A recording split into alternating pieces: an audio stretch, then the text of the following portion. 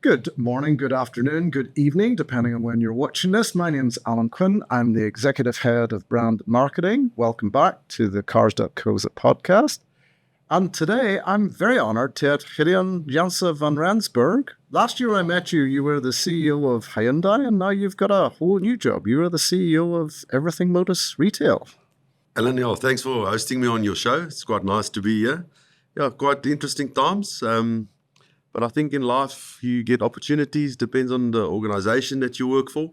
So being part of Motus, we've got plenty of opportunities. And in our importer division, Motus got Hyundai, Kia, Renault, Mitsubishi, and quite recently they've launched Tata. But we've got a massive retail division where, particularly on the OEM side, we represent 28 brands through about 80 dealerships. And then what people don't know about Motus is we've got a really big aftermarket parts division, and that's internationally. We've got international dealerships, and then we've got a mobility solutions, which forms a big part of Motus as well. So it's a massive organization. We're listed on the Johannesburg Stock Exchange.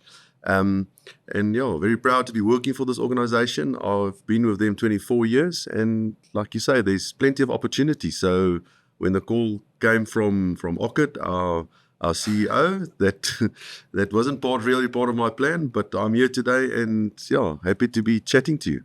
Wasn't something you were going to turn down now, was it? Well, sometimes in life you can't turn down. If the boss speaks, you got to listen. Well, congratulations. Now, Motus Retail. Now, you say 28 brands, how many dealerships? It's depending on how you count it, but rooftops probably about 72. That's new franchise dealerships? New franchise dealerships, yeah. And used cars?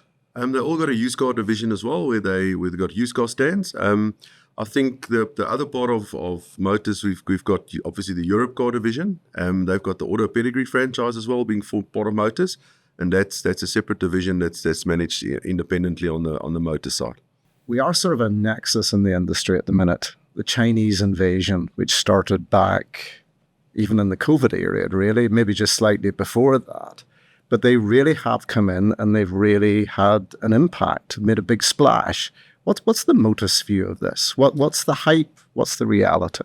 So, Alan, I think you're always going to have disruptors in the industry. And I don't think the Chinese invasion is something new as such. People refer to the Korean invasion a few years back. And right across the world. We've got dealerships in Australia. We've got dealerships in the UK. And the Chinese brands are as active there as what they was. Previously, people had Chinese cars. Motus imported quite a few of the Chinese brands previously. The quality weren't as good as what they are today. And I think as an industry, one thing that we got to know is the industry has changed fundamentally to what it was 10 years ago, 5 years ago, sometimes even 3 years ago. So I think you got to embrace change. You got to decide which brands you're going to back. And I think that's probably the most difficult decision for any franchise owner today is to say, well, what brands are going to make it in the future? Does it always play out as planned with these new brands coming to market? No, like anything in life, you always got a plan. And the reality in life is something doesn't work out. You got to have partnerships. And you got to, if you talk about partnerships and you say, listen, this is what we've planned. It hasn't worked out the way we've planned it. How do we fix it? How do we make it better? Because ultimately, we all got stakeholders in our business. We all got shareholders in our business, and they want a return. And that is what we as dealers got to deliver, whether it be for our OEM or for our own shareholders. And it's give and take. Sometimes you got to take less margin as a dealer, but you got to push some volume. Other cases, the OEMs will help you and say, listen, we're happy to sacrifice margin, but you got to help us move these vehicles. And it's a give and take scenario. And I think that is the success to any strong relationship is you got to have a strong partnership and just be open and honest with each other. It was interesting what you said about the Korean invasion because we've forgotten about that, but that's not that long ago, actually, 12, 15 years ago. Yeah, well, actually, Hyundai is celebrating 25 years in South Africa this year. So that means I've got old quickly because I remember those days. But that took time for those brands to establish themselves. They had to work really hard to do that. And I suppose the Chinese will have to do the same. Yeah, I think any brand that you want to establish, you got to work hard. Whether you've got an established brand as well, you still got to work hard at it because people's got a perception about your brand and you got to work hard to either uphold that perception or to change that perception, what your brands offer. Long gone are the days that customers are just walking into your dealerships and you can take order. And And a lot of our dealerships and some of our established brands are probably falling into that trap to think customers just going to walk into my dealership, sign an offer to purchase and buy a vehicle. And I think customers are a lot more savvy today. They do a lot more homework on it. And you got to really go out and find those customers, because the market is telling you those customers are there. The question is, are you getting your fair share of those customers or not? In terms of where you go out to look for customers, because we're part of that, and we're very grateful Motus is a big customer of ours. But how has that evolved over this last decade or so? Previously, you used traditional marketing methods. We used to do above-the-line radio, TV, and people came into you and you do a few displays. I think obviously social media has played a massive part in that you got to establish your brand, but that is creating awareness. I think there's still a route for targeting customers directly and driving accountability in the sales process. In the motor space, we're very quick to measure technicians. Every day that technician has got to sell you a certain amount of hours, and tomorrow morning if he hasn't sold the hours, we keep him accountable. But our salespeople, we don't keep accountable to the same level. I mean, we keep them accountable maybe once a month and say, well, how many cars have you delivered? Okay, well, I sold 5, 6, 7, 8 cars, haven't met your target, or you've met your target, whatever the case might be. But I think the successful dealerships are really the ones that has created accountability measurement and encourage their sales team to say, hang on, what have you done today? You've worked 9 hours. What have you accomplished? How many customers have you phoned? And helping that salesperson and giving that salesperson a plan and say, okay, well, today we're going to target these customers. We're going to phone these customers, or we're going to do a display here.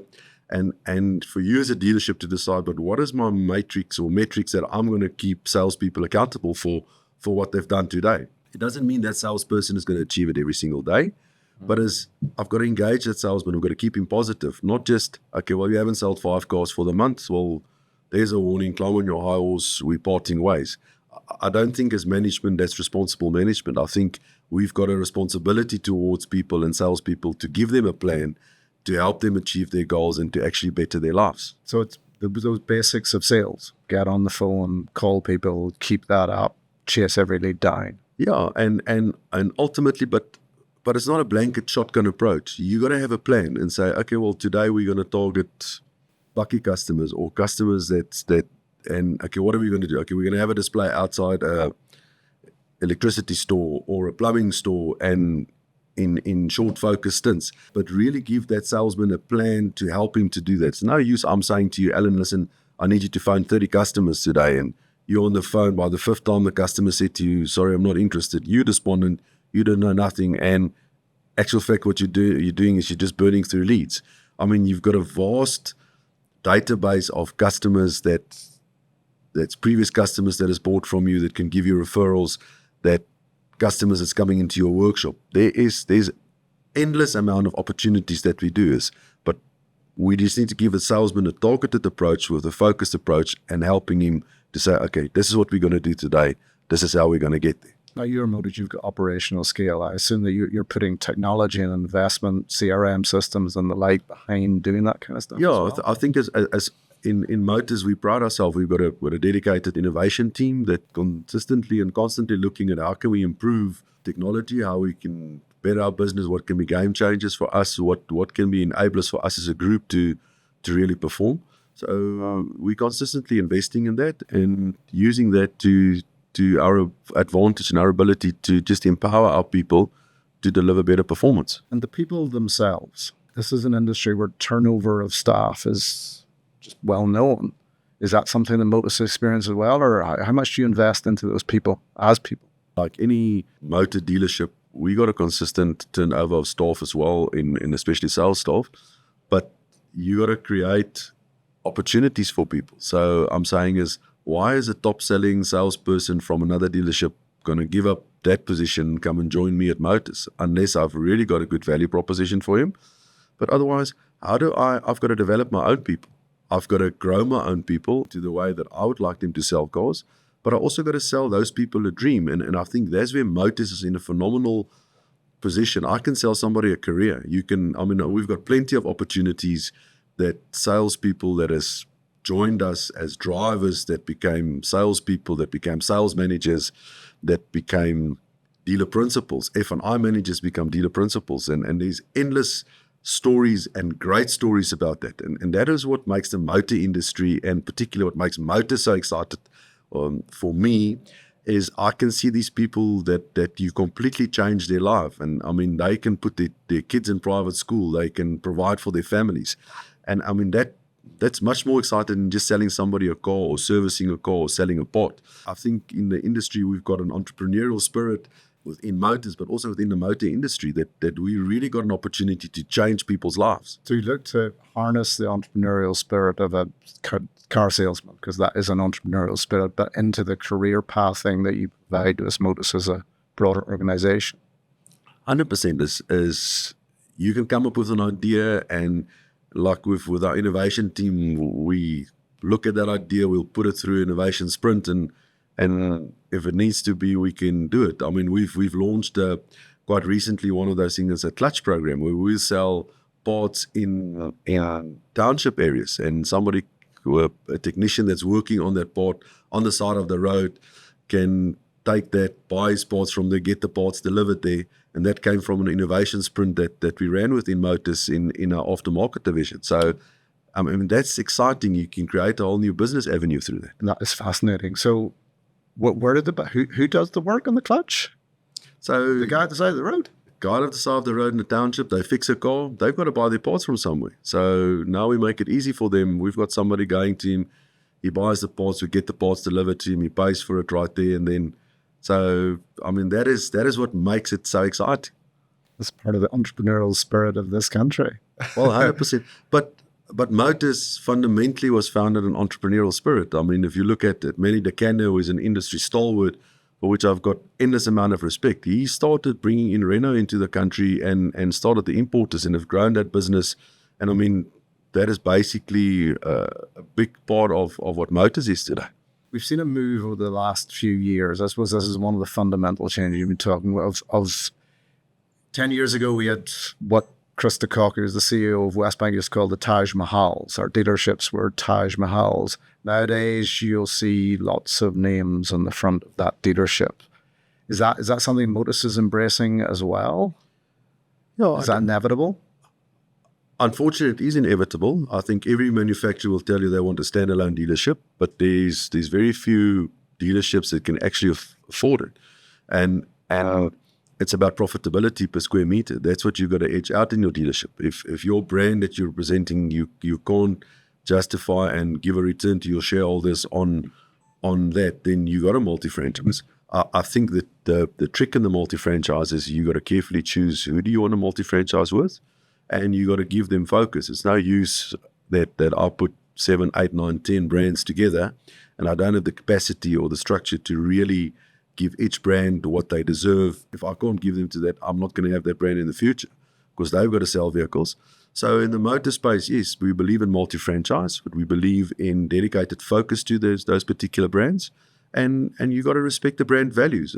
I think that is utmost important, and it boils back to having the partnerships that I spoke about. We want to partner with every single brand. We want to understand their values. We want to make sure those values align to our values, and we want to partner with that, and we want to go forward and deliver for that partner that we've chosen to make them proud and to make our shareholders proud. Does it create operational advantages in that you can one workshop across multiple franchises? That surely should bring you cost savings as well. It creates cost savings in the background. Obviously, you share the rental space between different brands. You increase the throughput through the dealerships in terms of volume, in terms of the workshop space, in terms of your parts, in terms of your admin structures. So multi-franchising is a way of really just getting more throughput through the dealerships, making sure that you got to respect the brand values of each brand that you represent. If you want to buy soap, you go to the supermarket and all the soap is in front of you, and you move 5 meters and you've got all that variety. 10 years ago, when you wanted to buy a car, you had to drive around 5 dealerships. That took the whole morning.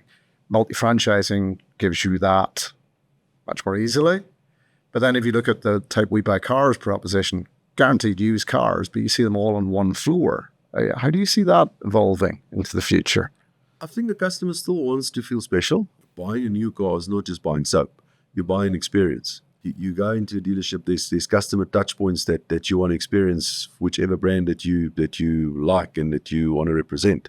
I mean, if you take your wife, why would she go for a luxury handbag to a shop and not go to a flea market and buy the same handbag?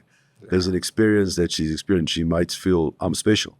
And whether you're buying a 4 million rand car or whether you put all your savings in buying a 250,000 rand car, you want to feel special about that purchase. You want to talk to your friends about it. You want to get excited and say, yo, I've got phenomenal service. They really made me feel special.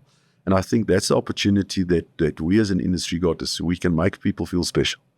Even in a grudge purchase in the workshop side, we can still make that customer feel special. And you know what?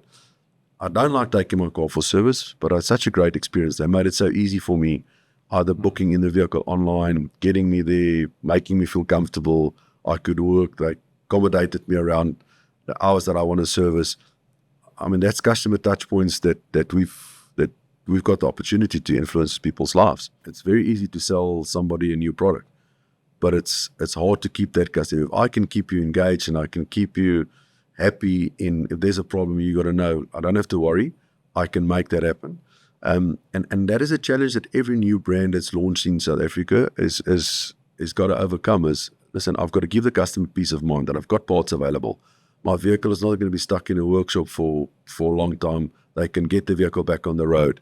I think that all plays part of the value proposition. I think also with the new entrants, we're starting to see some of the first generation cars coming back into the used car space now. And what are we paying for those cars? Is there value for those vehicles? And then if you listen to some of the industry experts, they will tell you the Chinese cars will have anything between 18 and 25% market representation. It's no different to any other brand, and they're surviving. And I mean, that's going to feature in the used car segment as well, because the used cars can only sell what new car people have sold 3-4 years before them. Those cars will all come back as used cars. So people saying, oh, there's a big influx in used cars in the Chinese market. Well, of course there's going to be, because they've sold them 2-3 years ago. If your established brands are selling 3,000 units a month now, there's 3,000 units going to become in the used car market in 2 or 3 years' time. Let's talk about used cars for a second, because we also at DealerCon, we have Wendy Noller, who is well-known. She hounds everyone because she is probably the best consumer champion in the country.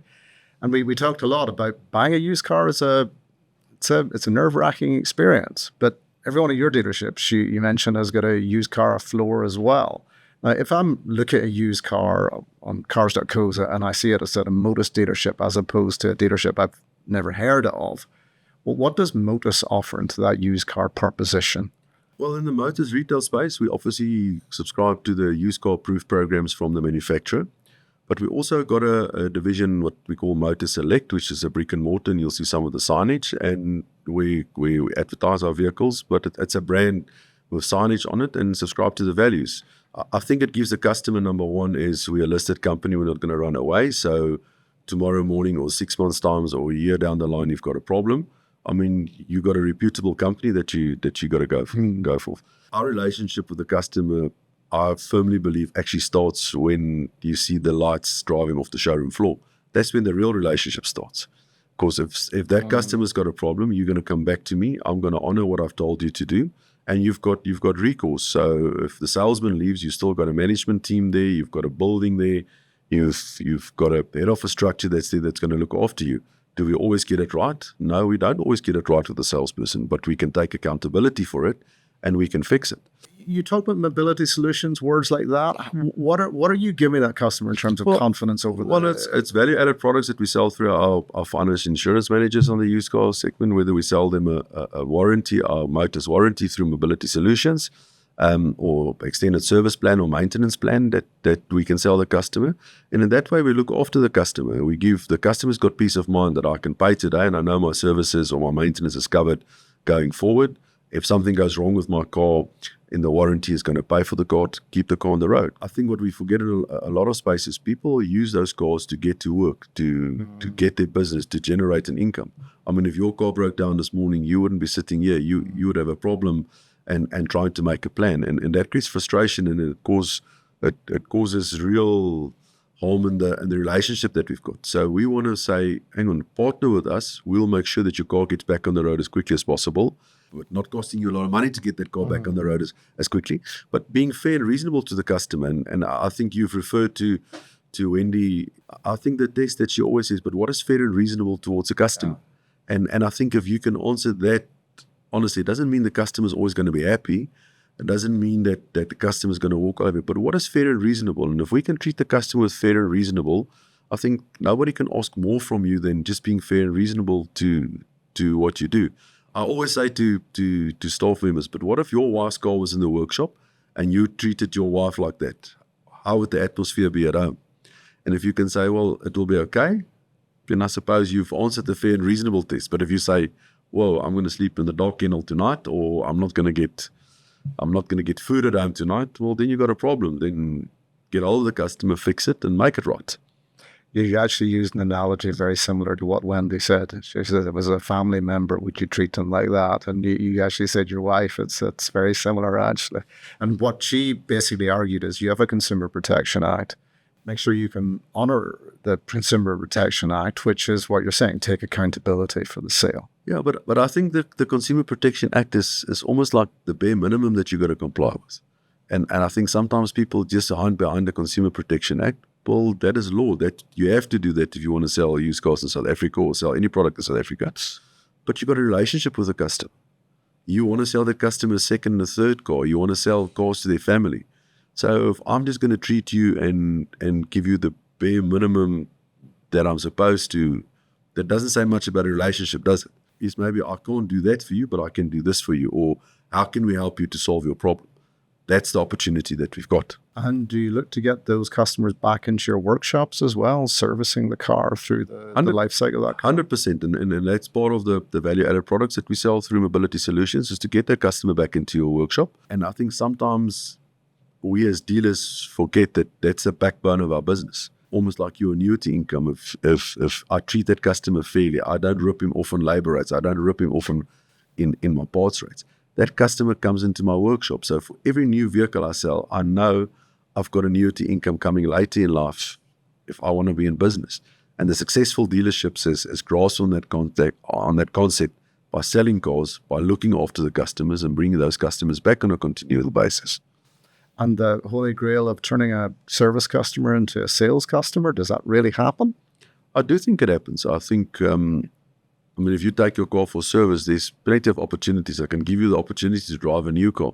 I can go and drop you off as a salesman in a newly launched model, get you excited about it. And, you might not purchase a vehicle straight away, but you certainly can think about it. We know that in the industry, the banks will quote you different stats, anything from between 36 to 48 months that customers are turning their vehicles. So that customer is going to buy another vehicle. The question is he going to buy from you or from your neighbor or from a different brand? Did you give him that experience that he wanted? If you give him a great experience, majority of the chances are that he's going to buy again from you. There is a behemoth in the used car industry that's risen over this last 15 years or so, which is We Buy Cars.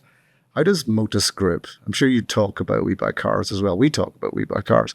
But how is that impacting you guys? How is it impacting the industry? Positive, negative? I think everybody's talking about We Buy Cars, and they've created a phenomenal business. And in a sense, is the industry has allowed them to create a business. Because a customer would come into us, we will offer him a trade-in price, we'll try and steal the used car price. Then the customer will go off and they'll get a fair price or a better price from We Buy Cars.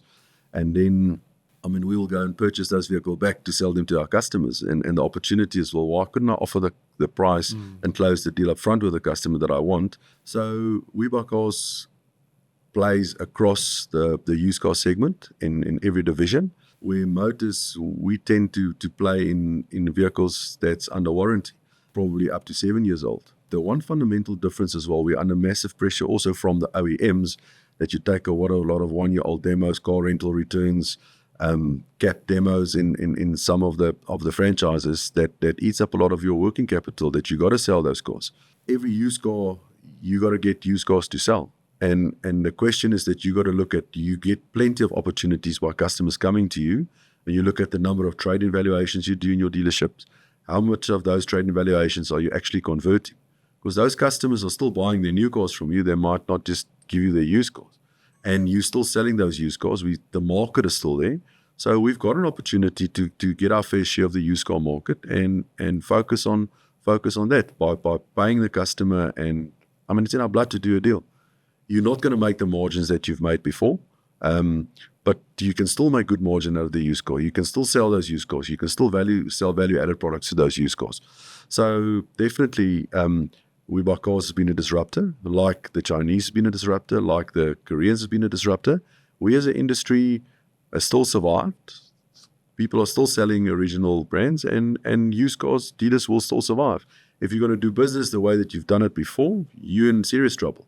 But if you find a way around it and be innovative about your offering and what you do, then definitely yes, there's a way for you to survive and make a very good living out of used cars still. You're probably more exposed in Motus than most, because there's this debate. Look, used cars was all the talk for quite a few years, but we see green shoots in the new car market with interest rates coming down and so on. Is that real on the showroom floor? Yes, definitely activities are up, and you can see in our Motus results, our market shares have increased. I think there is definitely a buying down trend, customers buying cheaper vehicles, but I would probably say below the 750,000 Rand price range. There's definitely an uptick in the amount of vehicles being sold in those price ranges, but it's about affordability. It's about the monthly installment that the customer can afford, and it's how you package that. I mean, in the financial institutions and the banks have come up with some innovative products to position that monthly installment. But customers don't walk into your showroom floor and say, I can afford 750,000 Rand, but they know I can afford 4 grand, 5 grand, 3,600, and it's how you package it and how you sell it to them. Do South Africans really buy down? We are quite vain when it comes to our cars, aren't we? We are, but I think our mindset has also shifted in the sense is like people are realizing, I can't just keep going up, and people are saying, well, I'm seeing similar features and a cheaper price, a different brand that I don't know, and people are happy to look at it. Where we probably 5-6 years ago it was a big no. Now they're saying, maybe I'll look at it, and I think that's every OEM is starting to realize that, and they come out with better products, more features, better spec vehicles, better quality vehicles, and it's all about the customer experience. And remember, the customer experience is not just buying the new car. I can be very excited, but a week down the line, if that car's broken down and that car's standing in the garage, I've lost all credibility. It's about that customer experience and the longevity of the customer. So look, for DealerCon, we're putting together a Cars.co.za industry report, helped by TransUnion as well. And one of the pieces of data I saw the other day was do people who are buying, for example, Toyotas or one of the established brands, do they look at Chinese brands as well? And actually, because we're fortunate in that we see what you're looking at across the whole spectrum, because nearly every car in South Africa is with us.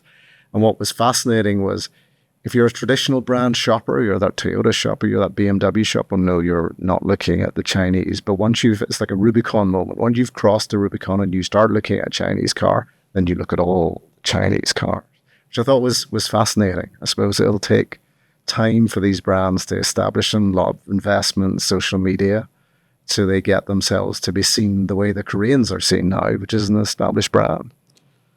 Those customers definitely are looking at alternatives, not necessarily just the Chinese, but they are looking at alternatives.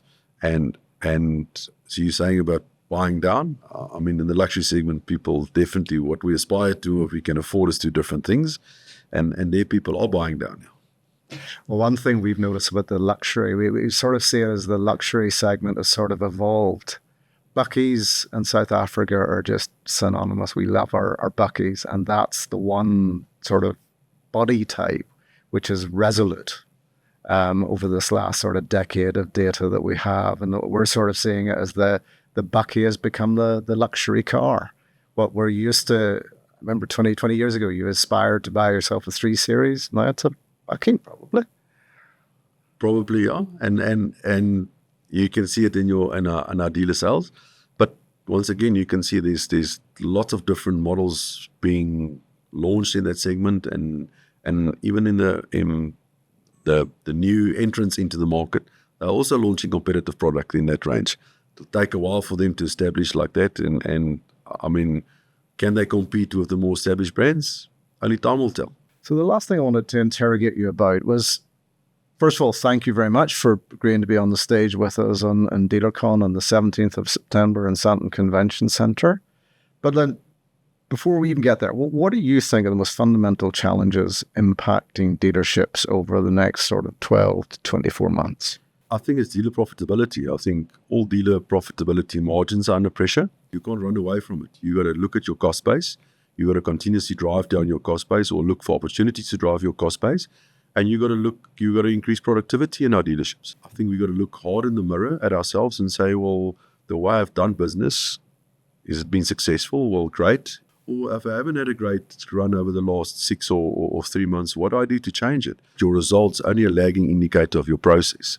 And you need to make sure that you believe in your process religiously, that you implement it daily, and it's about discipline in every single department of your business. So you need to really know what is the key drivers in your new car department, used car departments, parts, service, F&I, admin departments, and every day you got to religiously just drive those KPIs. And if you do, it becomes second nature, it becomes habit, and then it becomes, I can tweak it, I can make it happen. But if we don't do that in the motor industry, we can be in trouble. And dealer profitability is under severe pressure in every situation. And that's where we got to have a critical look at ourselves. But we're resilient in South Africa. We're resilient in the motor industry. So we'll find a way. Just we have to be disciplined and honest about it. I used to work in a bank. I mean, I was so used to dealers complaining that you're not approving enough cars. And I like actually what you're saying. There's no point of complaining. It is what it is. Focus on what you can control and drive those KPIs. And that's where your profitability will come from. But it's across, as you said, it's multiple different departments as well, I suppose. You have to get money from everywhere, or profitability from everywhere. Well, 100%. If you think your OEM is just going to give you more margin, well, I don't think they're sitting in the audience. So just ask them if they're going to give you more margin and see what they're saying to you.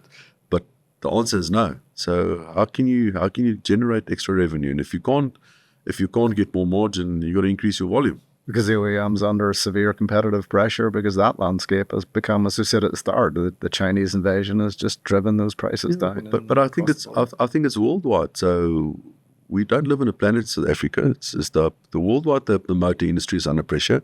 Manufacturers are under pressure. We can all see the results that gets published worldwide from the manufacturers, and you realize that they're under pressure. They've got factories that that keeps on producing, that they've got to find ways to offset their products.